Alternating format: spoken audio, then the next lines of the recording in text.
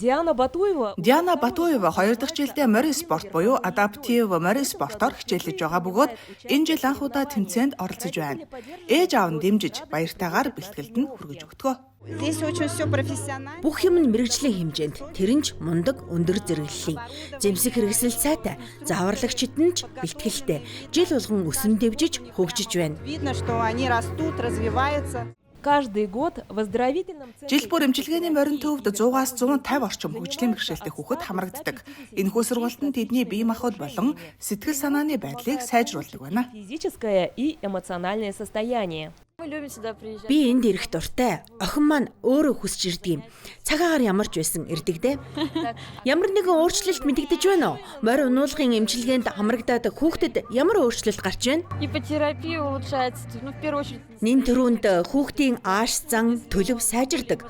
Хөөрөг хөдөлгөөнтэй хүүхэд тайван болдог. Хоёрт хүүхэд ядаж л баруун зүнэ мэддэг болж байгаа юм. То есть ребенок начинает понимать право-лево. В этом году Тусдаа энэ жил тэтгэлгийн хэрэгтэй болсноор шин тоног төхөөрөмж хамгаалтын хэрэгслүүд авсан бөгөөд мордын тоогооч нэмэгдүүлжээ. также пополнили конюшню. В центре Бас нэгэн сайхан амтан иржээ. Нэр нь Амур. 6 настай. Орловын гаралтай. Хизэнээс Амур хүүхдүүдийг баярлуулж эхлэх бай. когда Амур сможет радовать детей. Баярлуулаад эхэлсэн. Бид арай туршлагатай адуучдыг мордуулдаг юм. Ойд, хээр талд болон стрессийг хэрхэн даван туулж байгааг нь одоохондоо шалгаж байна. Баг багаар туршлагатай хүүхдүүдийг мордуулаад эхэлсэн. Хүүхдүүд тун ихтгэлтэй заалж байна л шүү. Их тайван нөхөр байгаа юм. На грантовые Тэтгэлгийн хүрээнд багийн гишүүд мэрэгжил дэвшлүүлж морин эмчилгээний чиглэлээр сургалтад хамрагдсан байна. Ингэснээр сургалтыг илүү өндөр түвшинд явуулах боломжтой болсон байна. на более высоком уровне. Бид аль хэдийн 400 гаруй удаагийн ипотерапи эмчилгээ, морин спорт, морин дасгал сургалтыг хөгжлийн бэрхшээлтэй хүүхдүүдэд явуулаад байна. Мөн бид хүүхдүүдийг морин спортын наадамд бэлдсэн. Энэ зундаа нүүдэлчин нэртэй инклюзив өдөр өнжүүлэх морин заслан зохион байгуулахаар төлөвлөж байна. Мөн үндсэн ипотерапийн сургалтуудаа үргэлжлүүлнэ. Всего к соревнованию Нийтдээ 25 хүүхдийг тэмцээнд бэлдсэн бол шилдэгүүдэд шагнал бэлэг гардуулсан бөгөөд зочдод зориулсан концертын хөтөлбөрөөр баярлуулжээ.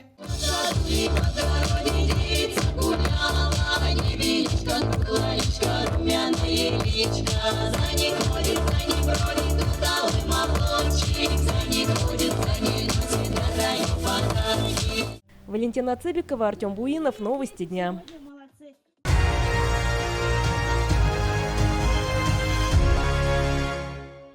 Сегодня стадион Өнөөдөр Забайкал цэцэнгэлдэх хүрээлэн нь зүгээр нэг спортын талбай бус. Өөрийгөө сорж хүч чадлаа шалгахыг хүссэн хүмүүсийн тулааны талбар болжээ. Хэн манай бүгд найрамдах улсыг иргэний хамгаалалт наадам 2025-ын шигшээ шатанд төлөөлөх вэ гэдэг шийдэгдэнэ. ГТО 2025.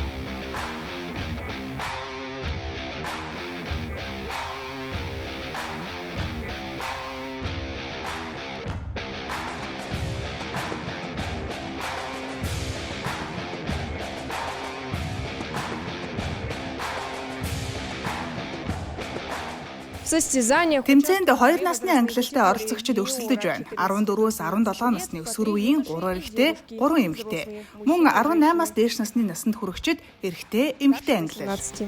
Иргэний хамгаалалтын тэмцээн үсрэх, ойрын зан гүйлт, суняах, хөвлийн дасгал болон төрнийх дээр суняах зэрэг уламжлалт хэлбэрээр зохион байгуулагдаж байна. Помимо классики, Уламжлалт дасгалуудаас гадна иргэний хамгаалтын олон төрлийн биеийн тамирын сорил багтсан байна.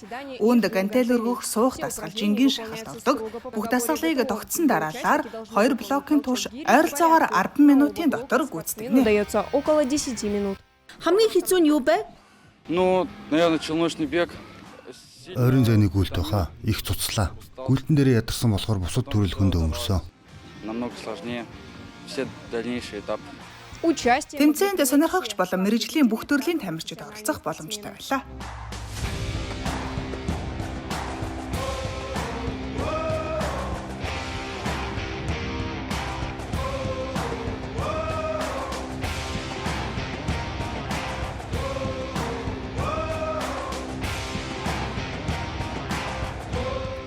Я в восторге.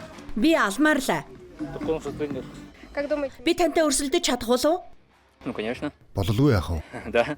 Би ялах болов? Ямар төрлөөсөө шилтгаалах байлгүй дээ. Та Та надад бууж өгөх байсан уу? Болно. Жинхэнэ эр хүн. Главная цель... Иргэний хамгаалалтын наадмын гол зорилго нь спортыг хүн бүрт хүртээмжтэй дадал зуршил болгож ач холбогдлыг ойлгуулах явдал юм. Энэ тэмцээн 4 дахь жилдээ зохион байгуулагдаж байгаа бөгөөд жил ирэх тусам цар хүрээн улам өргөжж байна. масштабнее предыдущих. Би Эрдэнэт орон төсвийн тэмцээнд оролцож байсан. Гэхдээ ойлгохтой амжилт гаргаагүй. Тиймээс энэ удаа илүү хүчтэй баг бүрдүүлж хариугаа авч амжилтаа ахиулах санаатаагаар оролцох гэж байна. Победители отбора... Шалгаруулалтын шатны ялагчид Брэдэн Шигшэ багт орж энэ намар Владивосток хотноо болох шувдаргын шатанд оролцсноо. Тэдэнд амжилт хүсье. Жанна Щепкова, Дажи Чайдопов, Новости дня.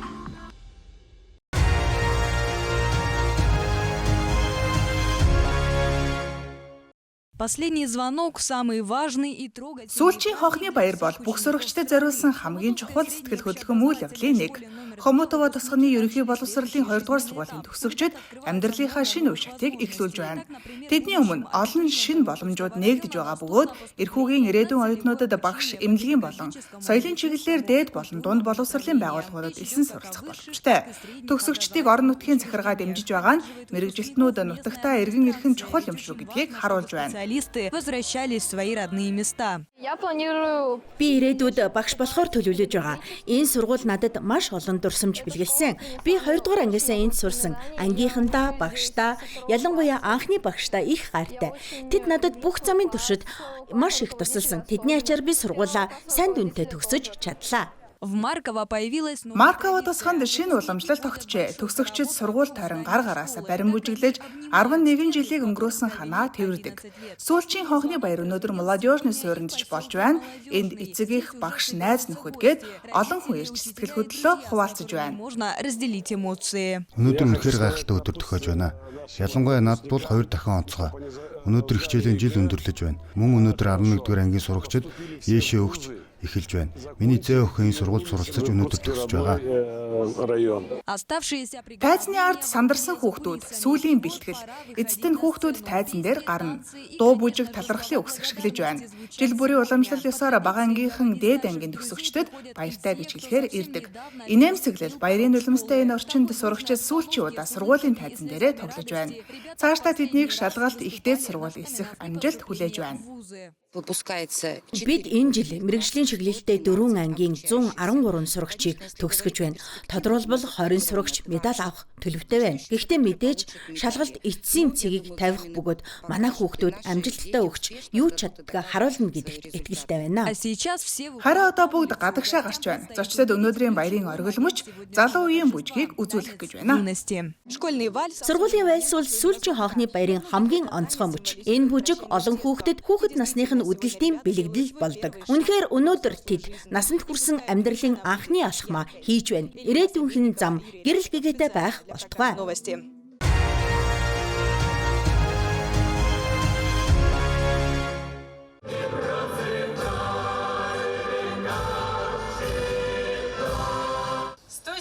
Манай хязгаарын нийслэл 174 жилийн ойтой золгож байна. Чита хотын түүх бүрч урт.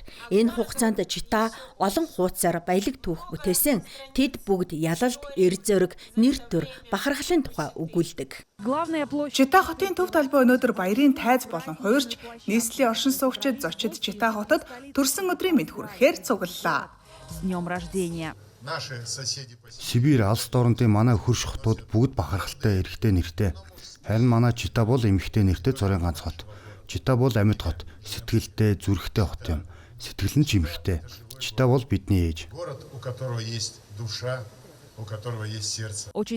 Энэ өдөр охин хүүхэд анх төрсөн нь бэлэгдэлтэй үйл явдал боллоо. Нэр нь Виктория. Тун бэлэгдэлтэй үйл явдал учир бидний хувьд баяртай үйл явдал болж байна. Виктория гэдэг нь ялалт гэсэн утгатай шүү дээ. Чита хот ялалт байгуулна гэж найдаж байна. Өнөөдөр Виктория охин төрж Чита хотын шинэ хүндэт тэргэн соёлын салбарын гавьяат ажилтан Мария Андреевскаяж төрсөн өдрөө тэмдэглэж байна. Тэрээр олон жил хотоо төлөөлөн ажиллаж иржээ. Бидний мэдэлд хүүхдийн боловсролын байгууллагууд соёл, амралтын төвүүд байсан. Тэдэнд үнэхээр гайхалтай, авьяастай, ухаалаг, сайн хүмүүс ажилладаг байсан. Түүхэнд нэрээ үлдээсэн баатруудаа энэ өдөр дурсахаа марцсангүй. Эх орны дайны үед баатарлаг үлс гаргасан өвөр байгальчуудын тухай амьд зураг хэлбэрээр үзүүллээ. Түүнд Баатар цол олгосон юм. Советского Союза. Будущие победители Ирээдүйн бааtruуд болох хүүхдүүд ч баярын хөтөлбөрт оролцож дуу бүжгээр бэлэг барьлаа. праздничные номера.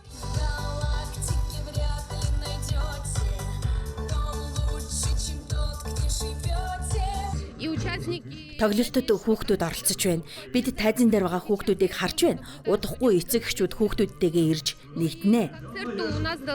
Юные Залуу ээснүүд ч баггүй сандарсан бололтой. учреждения. Би энд амьдардаг, энд ирсэн цүнхтэй тоглолтын Читаохтын төрсөн өдөр болж байна. Үнэхээр сайхан байна. Для гостей праздник Зочдод зориулагдсан дэлхийн 2 дугаар дайны үеийн цэргийн амьдрал хэрхэн зохион байгуулагдаж байсныг харуулах тусгай талбай ажиллаж байлаа. Энэ бол жүжигийн бэлтгэл, жүжигийн чимэглэл. Здесь же макеты Эндээс тухайн үеийн техник хэрэгслийн загварууд, амьд зураг хэлбэрийн нүүлгэн шилжүүлэх хэмлэг хүртэл байна. Ор дамнуургуудыг гарын дорх материалаар хийсэн бөгөөд боолт угааж шархадсан цэргүүдэд зориулан хоол бэлддэг хэсэгч байлаа. еда для раненых. Хотын түүхийн талаар илүү ихийг мэдхийг хүссэн хүмүүс зориулан квест тоглоомын талбайч ажиллалаа. Баярын арга хэмжээ бүтэн өдөр үргэлжиллээ. Тайзан дээр Читаохтын урлагийн хамтлаг тамирчид идэвхтнүүд тоглолтоо үзүүллээ.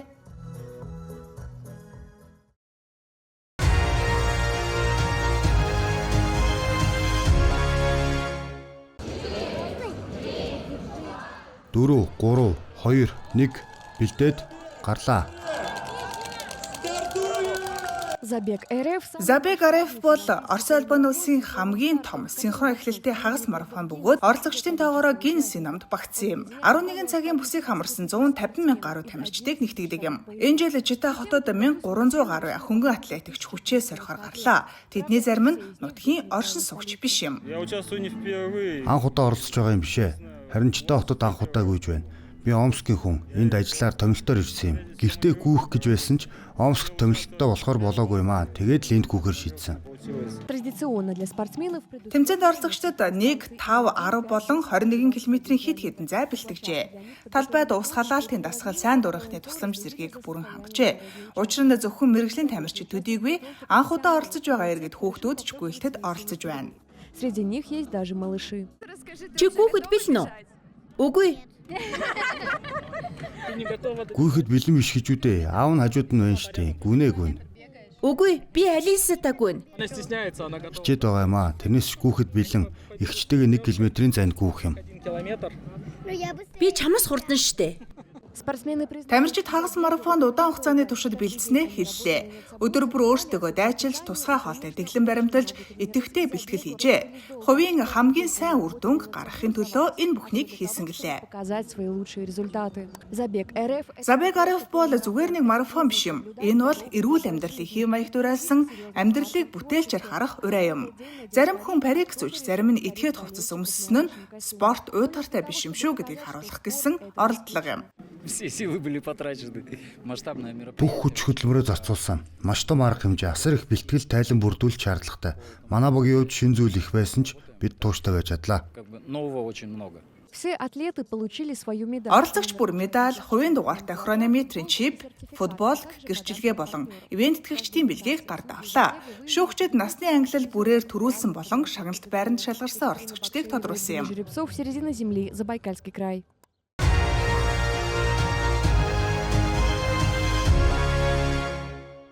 Предполетные доски Нислэгийн өмнөх шалгалт тоног төхөөрөмжийн бэлэн байдлыг хянаад нислэг эхэлж болно. отправляться в путь. В этот раз заявка Энэ удаа дуудлага Тампонскийн дүүргийн Жипарик хай тосгоноос иржээ. 61 настай якут эмэгтэй 2 дахь харвалт өгсөн байж болзошгүй байна.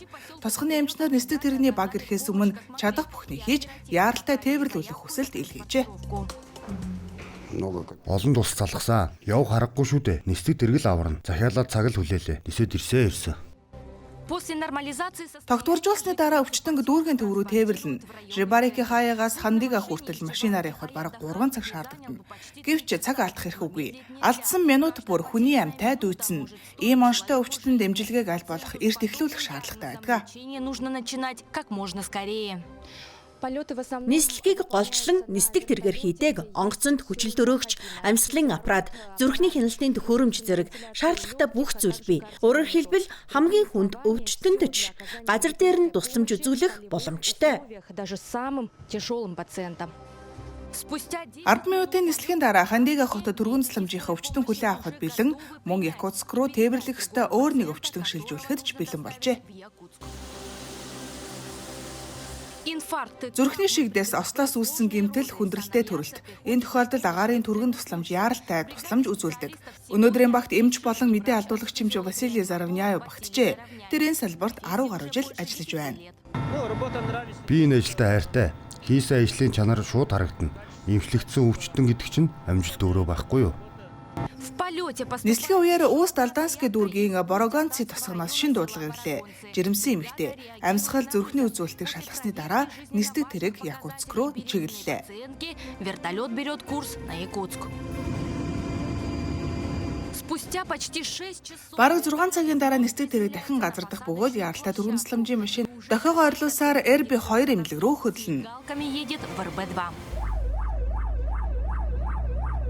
Настоящий Одоогийн байдлаар гамшигын ангаах ухааны төвд 100 гаруй ажилтан ажиллаж байна. Тэдний нэг нь явуулын бригад эмч Игор Белников юм. Би эхлээд багада нисгэгч болохыг хүсдэг байсан. Гадаа тоглож байхдаа нисдэг тэрэг нисж байгааг хараад л зогсдог байсан. Тэгээд л нисдэг тэрэг мөрөөдж эхэлсэн. Дараа нь ангаах ухаантай амьдралаа олгосон доо. беременную Давхар битэй Валентина Литкинийг перинатал төв рүү хүргэлээ. центр. Би 36-7 хоногтой. Тонус өгөөд өнөөдөр хандсан чинь аваад ирлээ. Каждый вылет это Нислэг болгон амьдралын төлөөх боломж юм. Жилд 2600 удаа ийм нислэг хийгддэг ба ойролцоогоор 3000 орчим өвчтөнд тусламж үзүүлдэг гэсэн үг юм. пациентам. Даяна Федорова, Семен Семенов, Якутск.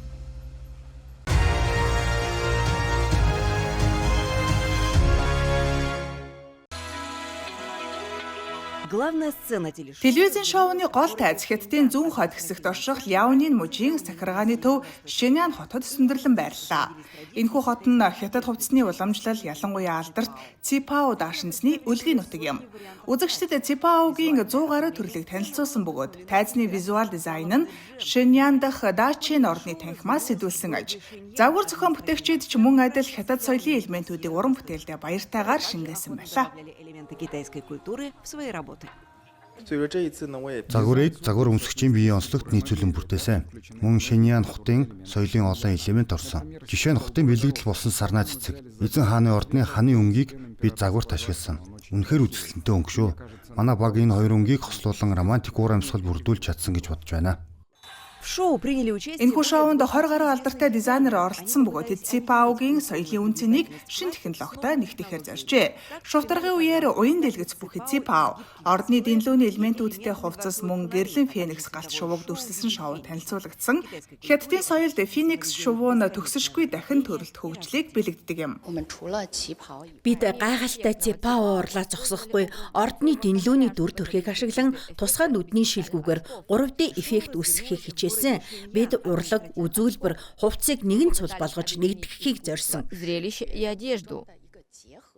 Тайзнаа алгасан загвар өмсөгчид янз бүрийн гарал үүсэл насны ангилалтай байсан нь олон янзын байдал хүртээмжийг илэрхийлж байлаа. Тэдний дунд 86 настай Цин Сяопин байсан нь онцгой. Тэрээр сүн гүрний үеийн уламжлалт нэхмэлийн техникийг хадгалж буй бит бус соёлын өвийн тээгч юм. Мы должны Бид энэ гайхамшигт сонгодог соёлыг хөгжүүлэх ёстой. Энэ бол маш чухал арга хэмжээ. Энд Ципаогийн олон төрөл шинэ Хятад загвар танилцуулагдаж байна. Энэ бүхэн дизайнеруудад шинэ бүтээл туурах урам зориг өгөх болно.